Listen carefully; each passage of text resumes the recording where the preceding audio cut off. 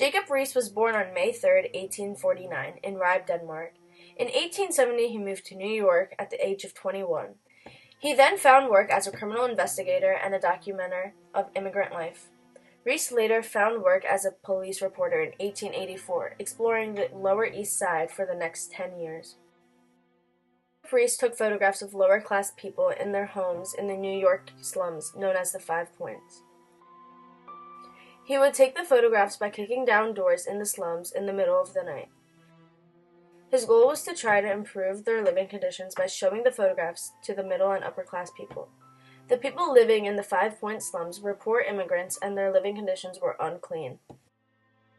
The world forgets easily, too easily, what it does not like to remember.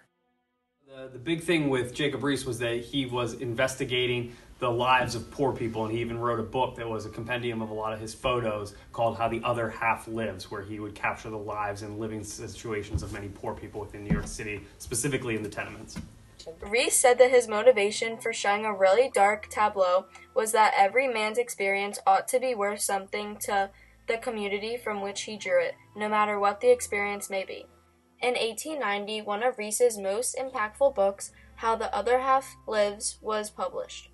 The book presented facts about New York's poverty and had photos from Riis's never-ending tour of the city's worst slums. Riis said that his motivation for showing a really dark tableau was that every man's experience ought to be worth something to the community from which he drew it, no matter what that experience may be. So prior to this, like a lot of rich people had never seen quite how, and not even just rich people, but normal people had never seen quite how the poorest live. Because the situation there was so dark, it had never been captured on film before. When they saw that, many people were shocked, and Theodore Roosevelt himself had even said that he's arrived to help Jacob Riis to push forward some progressive reforms. When the flashbulb came out, Riis used it on his camera. The flash lamp allowed for higher quality pictures, especially in dark locations like the tenements.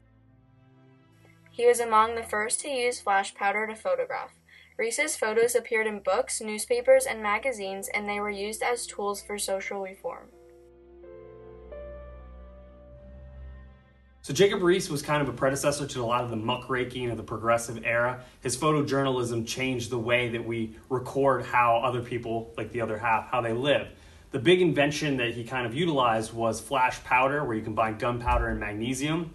And in that way, he was able to have that go off within these dark rooms in order to take a successful photograph. So this photojournalism became something that is even common today. You see all the Pulitzer Prize winning photos and things capturing situations like genocides in Africa, or a lot of the situations going on with the floods down in North Carolina or Puerto Rico. That's all very relevant, the idea of taking a picture to show people just what happens.